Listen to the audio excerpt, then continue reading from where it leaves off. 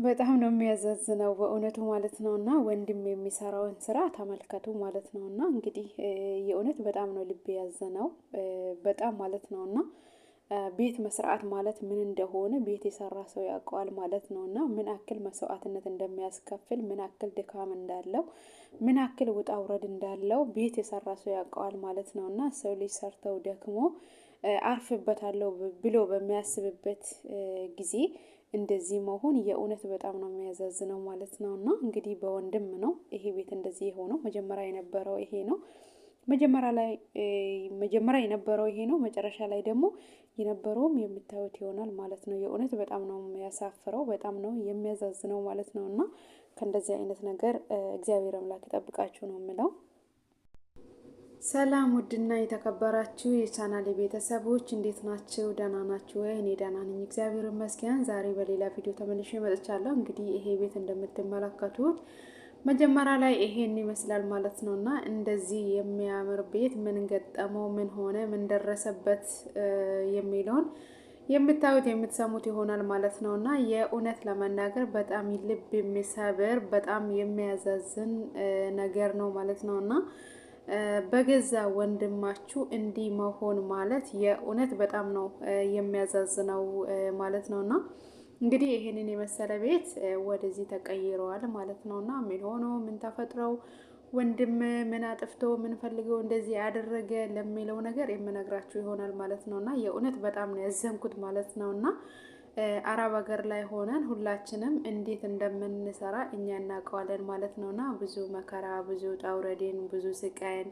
ቤት ለመስራት ባጭሩ ብዙ መስዋዕትነትን እንከፍልበታለን ማለት ነው። እና ምክንያቱም ከሀገራችን ስንወጣ የተሻለ ኑሮ ይኖረናል በማለት እንጂ ማንም ሰው ተመችቶት በስደት የሚኖር ሰው አለ ብዬ አላስብም ማለት ነው። እና ብዙ ስቃዮችን እንችላለን፣ ብዙ መከራዎችን እንችላለን። ብንታመም እየታመምን ስራቸውን እየሰራን ማለት ነው። እና እየተበሳጨን ብቻ ሰርተን መጨረሻ ላይ ደግሞ እናርፍበታለን ብለን በምናስብበት ጊዜ እንዲህ በሚሆን ጊዜ ደግሞ በጣም ነው የሚያዛዝነው ማለት ነው። እና የእውነት እኔ በጣም ነው የተሰማኝ፣ በጣም ነው የተከፋሁት ማለት ነው። እና ምክንያቱም ሁላችንም እናውቀዋለን ቤት መስራት ማለት ቀላል አይደለም። እና አንድ ሰው ዝም ብሎ ቀላል ነገር አይደለም ቤት መስራት ማለት ነው። እና እጅግ በጣም ይከብዳል። እንደዚህ በኑሮ ውድነት ሰብንተው ሁሉም ነገር ውድ ነው። እና ቤት ስትሰራና እኛ ለራሳችን ብር እያስፈለገን ለራሳችን ልብስ እያመረን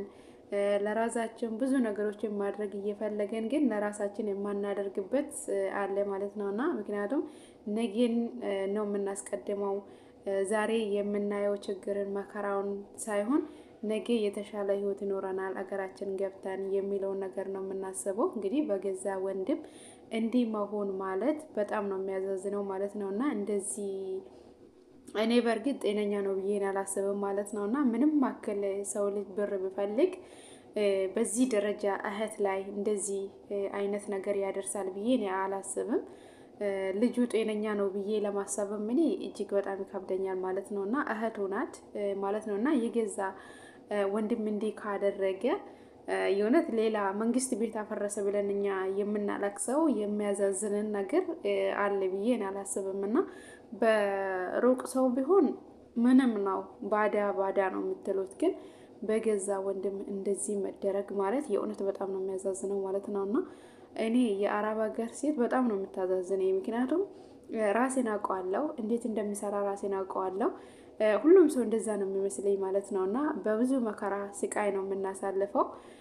የአንድ እህታችን እንዲህ መሆን የሁላችንም ህመም ነው ብዬ ነው የማስበው በእውነቱ ማለት ነው። እና ለፍታ ደክማ ነገ እኖርበታለሁ ብላ በመታሰብበት ጊዜ ቤቷ እንደዚህ ሆነበት ማለት ነው። እና በገዛ ወንድሟ ነው እንግዲህ ብር ላክላት ብሎ ብር ላክልኝ ብሎ ሲጠይቃት እሷ ደግሞ ወደ አገር ልገባ በተዘጋጀችበት ጊዜ ነው። ወደ አገር ስለምገባ ወደ አገር ስንገባ ብር ያስፈልገናል። ምክንያቱም ብዙ የምናስተካክላቸው ነገሮች ይኖራል።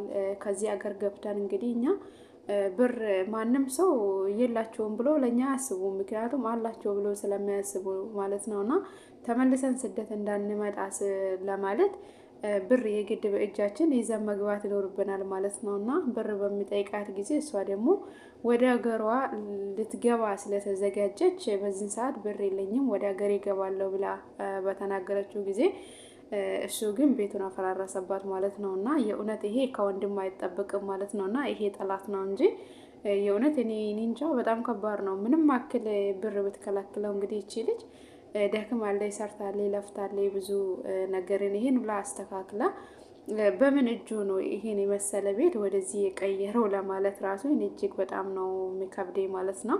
ብቻ እግዚአብሔር አምላክ ትዕግስቱን ስጣት ነው የምለው እኔ። አበረታቷት። ሶፊ ትባላለች ማለት ነው እና ዩቲዩበር ናት።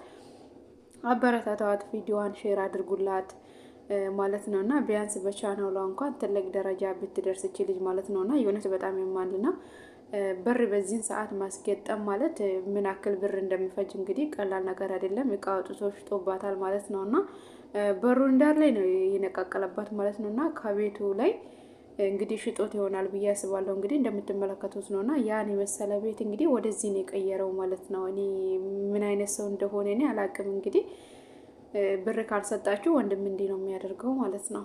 እና ወንድም ማን ነው መንግስት ቤት አፈረሰ ብለን እኛ የምናለቅሰው እንግዲህ ወንድም ራሱ እንደዚህ ጠላት ሆነዋል ማለት ነው። በዚህን ሰዓት እንግዲህ ጥንቃቄ ያድርጉ በእውነቱ ማለት ነው። ማለት ይከብዳል እውነት ለመናገር ምክንያቱም እኛ እድሜ ልካችን ለሰው ነው የምንኖረው ማለት ነው። ለእነሱ ብር ማንሰጥ ከሆነ እንደዚህ የሚያደርጉን ከሆነ እኛ የጣፋታችን ምንድን ነው? መቼስ ነው አገራችን ገብተን ደስተኛ ሆነን የምንኖረው? ለእኛስ እኮ ገንዘብ ያስፈልገናል። እና በእርግጥ የሁሉም ወንድሞች አንድ ናቸው ማለት ሳይሆን ብቻ በአጠቃላይ እዛ ያለው ሰው ብዙም አያስቡልንም ለእኛ ማለት ነው። እኛ እዚሁ ሀገር ሰርተን ለእነሱ ብር ብንሰጣቸው እንጂ እኛ በሰው ሀገር እድሜያችን የምንጨርሰው ምንም አይመስላቸውም ማለት ነው። እዚህ ሀገር እኮ እኛ ስንመጣ ከራሳችን በላይ ለራሳችንም እያደረግን ለእነሱ ብናደርግላቸው ግን ምስጋና የለንም ማለት ነው። አስቡት እንግዲህ ይሄን ያክል ተለፍቶበት እንዲህ መሆን ማለት በጣም ነው የሚያዛዝነው። እና እኔ በጣም ነው ያዘንኩት። ምክንያቱም ቤት መስራት ምን እንደሆነ አውቃለሁ፣ ምን አክል ገንዘብ እንደሚያስጨርስ አውቃለሁ፣ ምን አክል ጊዜ እንደሚፈጅ አውቃለሁ ማለት ነው። እና ቤት ሰርታችሁ ጨርሳችሁ ከዛ በኋላ ደግሞ እቃ ከገባ በኋላ ደግሞ መንቀሳቀሻ ወይም ደግሞ የሆነ ሱቅም ሊሆን ይችላል የተለያየ ነገሮችን ለመክፈት ገንዘብ ያስፈልገናል ማለት ነው። እና ይሄንን ለመያዝ ስንል ብዙ እድሜ አረብ ሀገር እንፈጃለን እና እነሱ ደግሞ ይሄን ነገርን እየተረዱልን አይደለም። ሆኖም ደግሞ እንደዛም እኮ የምናሳልፈው ስቃይ አለ፣ መከራ አለ፣ ችግር አለ። ያ ሁሉ ነገሮችን እኛ እዚህ ተቋቁመን የምናሳልፈውን ነገር ግን ማንም አያውቅም ማለት ነው። እና እግዚአብሔር አምላክ ከእንደዚህ አይነት ነገር እየጠብቃችሁ ነው የምለው። በወንድማችሁ በገዛ ወንድማችሁ በገዛ ስጋችሁ እንዲህ መሆን ማለት የእውነት እጅግ በጣም ነው የሚያዛዝነው ማለት ነው። እና ያን የመሰለ ቤት እንግዲህ እንደዚህ ነው ያደረገባት ማለት ነው። እና እህታችን እግዚአብሔር አምላክ ትዕግስት ስጣት። እኔ ሌላ ምንም ነገር አይደለም።